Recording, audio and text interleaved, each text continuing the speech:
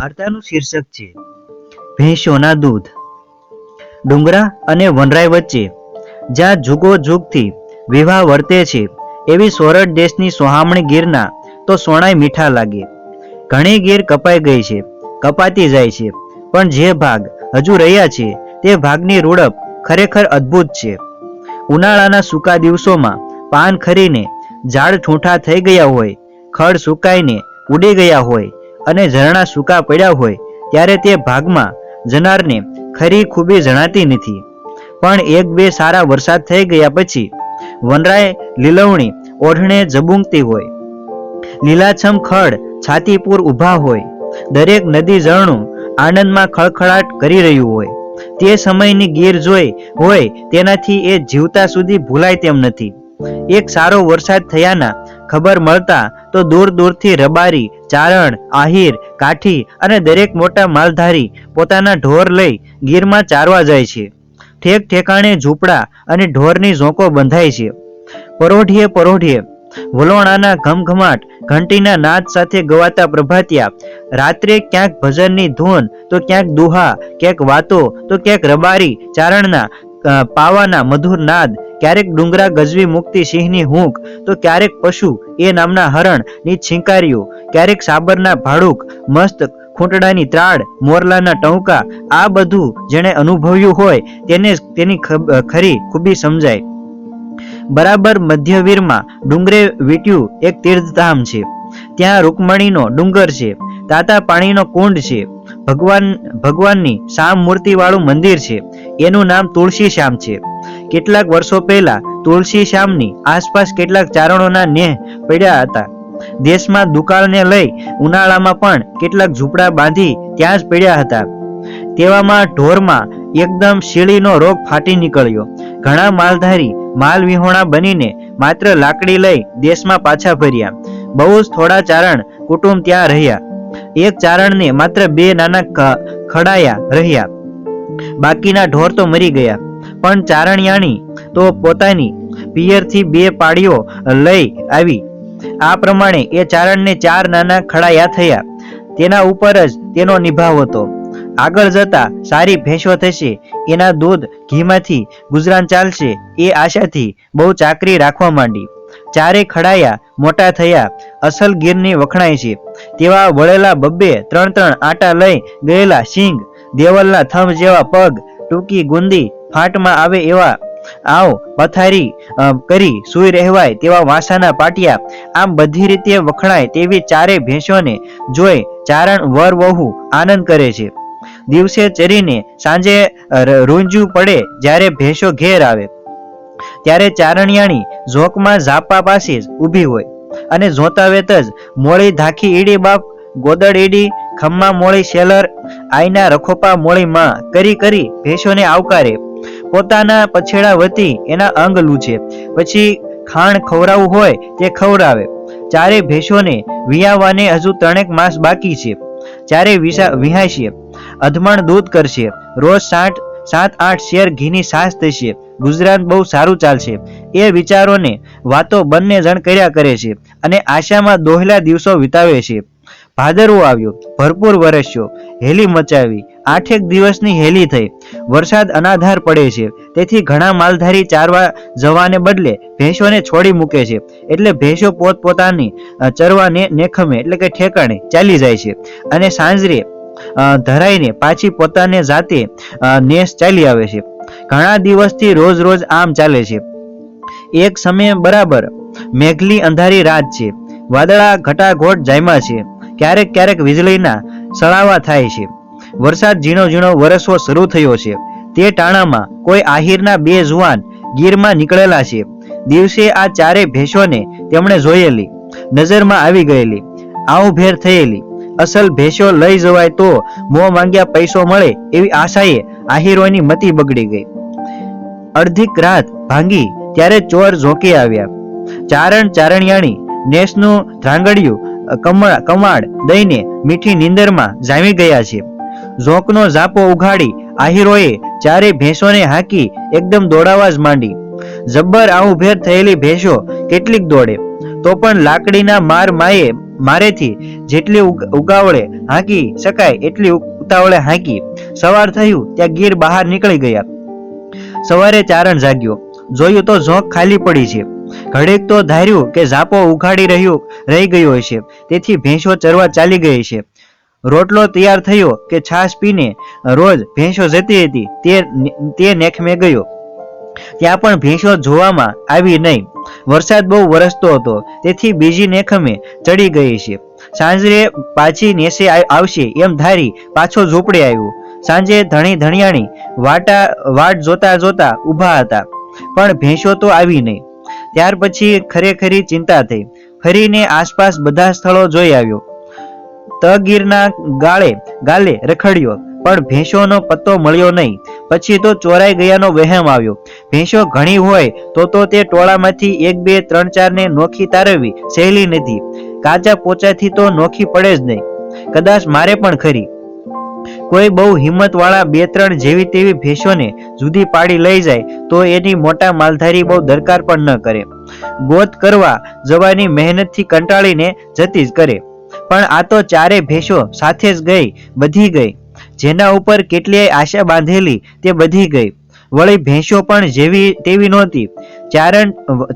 ચારણિયાણીએ પોતપોતાના સગાઓમાં જઈને વાત કરી, પણ ભોળપ અને નિર્દોષ ભાવના ભરપૂર આ પરાજ્યા ચારણો એક તો મનમાં મસ્ત હોય, તેમાં વળી ભેંસોના ઘાટા દૂધ પીવાથી અને દૂધ સાથે વગડાઉ સાંબો કે રાજગરા જેવા ખદના ધાન મિલાવી ખીર કરી ખાવાથી આળસુડા થઈ ગયેલા.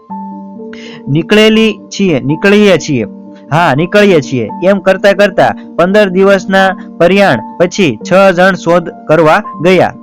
ગીરમાંથી નીકળ્યા પછી તો ભેંસોને દોડાવવાની જરૂર જ નહોતી, તેથી આહીરો એને થાક દેતા ધીમે ધીમે મોકળામાં આવ્યા. પોતાના સગા ઓળખીતાને ઘેર રોકાતા જેતપુર આવી પહોંચ્યા. સવારનો પહોર છે. ભાદરના કાંઠા ઉપર એક ઝરૂખામાં એક દરબાર ખાનગીમાં પોતાની હેડીના થોડાક માણસનો ડાયરો ભરીને બેઠા છે. કસુંબા લેવા ગયા છે.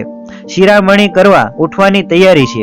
એમાં બરાબર ભાદરના કાંઠા ઉપર 4 ભેંસો ભેળા બંને આહિર નીકળ્યા.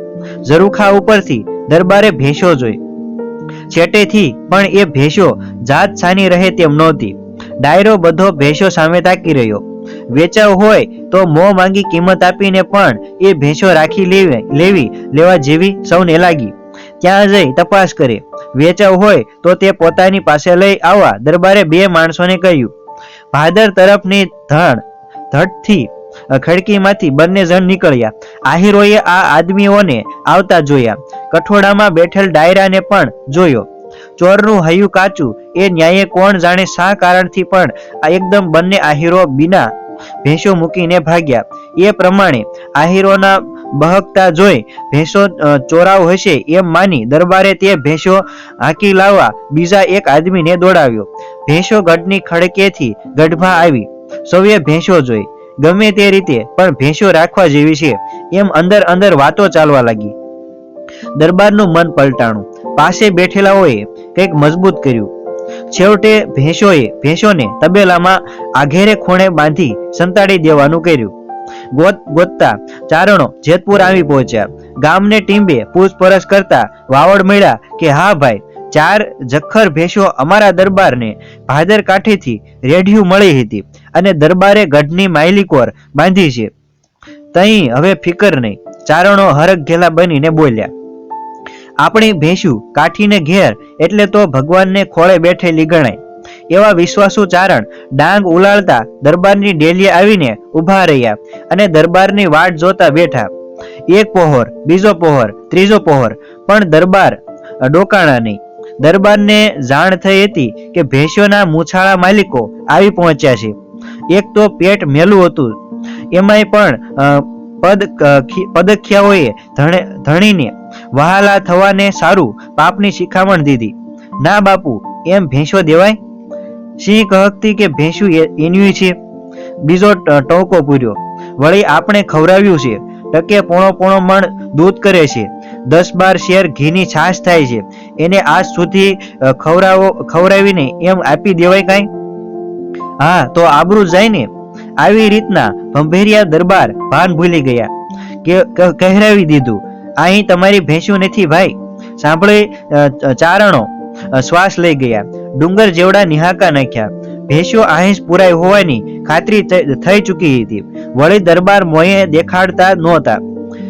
નરણે મોઢે ઉપવાસી ઉભેલા ચારણોએ કહેવડાવ્યું, મામાહી ભણો, સૂરજ પુત્રો મૂકી સંતાડીને બેઠો છે. મામાને કહો સૂર્યપુત્ર મો કેમ સંતાડીને બેઠો છે. અસલ ચારણ કાઠી વચ્ચે આવો સંબંધ હતો. ચારણ ભાણેજ કહેવાય ને કાઠી મામો કહેવાય. ઘરડો ચારણ હોય તો પણ નાનાથી માંડીને મોટા તમામ કાઠીને મામા કહી બોલાવે. ડેલીએ ચારણ આવે તેનાથી સૂર્યપુત્ર કાઠી મોટું સંતાડી નહીં. આ આશાએ બિચારા ચારણોએ જતા આવતા ઘણાની સાથે સંદેશા કહેવરાવ્યા, પણ દરબાર તો મળ્યા જ નહીં. એમ ચારણ પણ ભૂખ્યા તરસ્યા ડેલીએ સાંજ સુધી બેઠા રહ્યા. છેવટે ચારણોને ધા નાખીએ ત્રાગા કરવાની જ્યારે તૈયારી કરવા માંડી ત્યારે દરબાર ત્યાંથી તાપ જીરવાયો નહીં. હવે ભેંસો આપવામાં આવે તો વળી વધારે ખોટું દેખાય. ચોરાવો માલ સંઘરિયાનું તહોમત પણ આવે. વાત બહાર તો પડી ચૂકી છે. હવે શું કરવું? ચારણ ત્રાગા કરશે, દરિયાદી કરશે, તપાસ થશે, ભેંસો તબેલામાંથી હાથ આવશે, માથે તહોમત આવશે. માટે કઈ ઉપાય? હજુરિયા બોલ્યા, હા બાપુ, એમાં બીવોશો શું? ચારણ ત્રાગા કરશે તેમાં આપણી શું તપાસ થાય? અને તહોમત તો ભેંસ હાથ પડે ત્યારે આવે ને. ભેંસોને મારી નાખી તબેલામાં જ દાટી દો એટલે થયું. અને ચારણોને મારો ધક્કો ડેલીએથી ઉઠાડી મૂકો. દરબારને એ વાત ગમી. ભેંસોને મારી નાખી દાટી દેવાનો હુકમ થયો. તરત હુકમનો અમલ થયો. ચારણોને ધક્કા મારી ડેલીએથી ખસેડ્યા. બહાર ઊભીને ચારણોએ ધા નાખી. એ મામાહી ભાણો, આ તોળા ગભરૂડા ત્રાગા કરતાંશ સૂરજના પુત્રોને ભીહું ગળે વળવતી સહી, પણ બાપુ ભીહુંના દૂધ તોળે ગળે કેવા ઉતરહે? મામાને કહો તારા ગભરૂ બાળકો ત્રાગા કરે છે. અરે સૂરજના પુત્ર, તને ભેંસો ગળે વળગે છે, પણ ભેંસોના દૂધ તારે ગળે શી રીતે ઉતરશે બાપ? કોઈએ હાથ કાપ્યો, કોઈએ પગમાં ધારો મારી. આમ એમ છે ચારણોએ ત્રાગા કર્યા. ડેલી ઉપર પોતાનું લોહી છાંટીને ચાલતા થયા. તે દોય વસે તો રાત્રે દરબારના કોઈએ ખાધું નહીં. તે દિવસે દરબારના રાતે કોઈએ ખાધું નહીં. સૌને પછી તો બહુ વિચાર થવા લાગ્યો, પણ પછી પસ્તાવો શા કામનો? સવાર થયું, વાત ચર્ચાઈ, કેટલાક રૂપિયા ઉડ્યા, તેટલેથી બસ ન રહ્યું. દરબાર ત્રાસળીમાં દૂધ લઈને જમવા બેઠા કે ત્રાસળી આખીમાં જીવડાથી ભરેલી દેખાણી. એ દૂધ નાખી દઈ ફરીવાર લીધું તો પણ એમ જ થયું. ત્રાસળીમાં જીવડા જ દેખાય. એક જ દેગડીમાંથી બધાને દૂધ પીરસાય, છતાં દરબારને ત્રાસળીમાં જીવડા દેખાય. ચોખાનું પણ તેમ જ થયું. દૂધ, ચોખા અને ઘી ત્રણેય વસ્તુ તે જ દિવસથી બંધ થઈ. આંખે પાટા બાંધી દૂધ પીવાનું કરે તો પણ નાક પાસે આવતા જ દુર્ગંધ આવે. એમ કેટલાક વર્ષો સુધી ચાલ્યું. ધીમે ધીમે વધ્યું. છેવટે એકી સાથે 8 દિવસ સુધી કાંઈ પણ ખવાયું નહીં. 8મે દિવસે ચલાળાના પ્રસિદ્ધ ભક્ત શ્રી દાના ભક્તના ગધેય જાતના ચેલા શ્રી ગગા ભક્ત ફરતા હતા. ફરતા ફરતા દરબાર જેતપુરથી બીજે ગામ રહેવા ગયા હતા. ત્યાં જઈને ચડ્યા. દરબારે આપા ગીગા ભગતની બહુ જ સારી સેવા કરી. પછી કરેલા પાપની બધી હકીકત કહી. દૂધ, ચોખા ને ઘી પોતે ખાઈ શકતા નહોતા, તેમજ 8 દિવસની લાંઘણો થઈ હતી એ બધું કહ્યું. બહુ જ કરગરીને કહ્યું. કંઈક દયા કરવા આપા ગીગાને પગમાં પડી વિનવ્યા. આપા ગીગાને દયા આવી. તે દિવસે દરબારને પોતાની સાથે જમવાનું કહ્યું. આપા ગીગા જાતે ગધે હતા, છતાં દરબારે તેમની સાથે બેસી તેમનું એઠું અન્ન લીધું. તે જ દિવસથી જીવડા દેખાતા બંધ થયા. 12-13 વર્ષ સુધી એ પ્રમાણે ચાલ્યું. 8-10 દિવસે માણસ મોકલી આપા ગીગા ભગતની જગ્યાએથી ધૂપ મંગાવી લેવાનું નિયમ રાખ્યું. તેવામાં આપો ગીગો દેવ થયા. દરબારને પણ કંઈક વાત વિસારે પડી. પસ્તાવો પણ કંઈક ઓછો થયો. એટલે વળી દૂધ અને ચોખા ઉપર અરુચિ થવા લાગી. જીવડા તો ન દેખાય, પણ એ વસ્તુ સાંભળી આવે કે તરત અણગમો થઈ આવે કે થાળી પાછી મોકલે. પછી આપા ગીગાની ધજા દરબારગઢમાં એક ઓરડામાં રાખી. ધૂપ વગેરે બરાબર નિયમિત જગ્યાએથી મંગાવી કરવા માંડ્યો. એટલે એ વસ્તુઓ થોડી થોડી ખવાવી શરૂ થઈ. પણ 4-5 દિવસે વળી અરુચિ થઈ આવે. 3 ટક બધાને જમાડતા, બહુ સારી રીતે નોકર ચાકરની બરદાસ્ત રાખતા, કોઈ પણ ડેલીએ આવે તેને ગમે તેટલા દૂધ ઘી જમાડતા, પણ પોતે જિંદગી રહી ત્યાં સુધી છૂટથી એ વસ્તુઓ જમી શક્યા નહીં. થોડું થોડું જમી શકતા. તેવા દિવસોમાં પણ થાળી આવે કે ઘણીવાર સુધી એક નજરે જોઈ રહે. આંખમાં ક્યારેક ક્યારેક જળજળિયા આવી જાય અને ગીગે કહી આપા ગીગાનું સ્મરણ કરી ધીમે ધીમે થોડું ઘણું જમે. 7 દીકરા થયા. બધા નાની વયમાં જ ગયા. કોઈ 2-3 તો કોઈ 5 વર્ષના થઈ મર્યા. છેવટે 70 વર્ષની આવરદા ભોગવી દરબાર નિર્વસ ગયા. લોકો કહે છે એને ધાહ લાગી ગઈ. તો મિત્રો, આ રીતે વાર્તાનો અંત થાય છે. જો વિડીયો તમને ગમ્યો હોય તો આ વિડીયોને લાઈક કરજો, તમારા તમામ મિત્રોને શેર કરજો અને આવા જ વધુ વાર્તાના વિડીયો જોવા હોય તો આપણી ચેનલને ખાસ સબસ્ક્રાઇબ કરજો. મળીએ કંઈક નવા વિડીયોમાં. ત્યાં સુધી સૌને જય માતાજી, જય શ્રી કૃષ્ણ.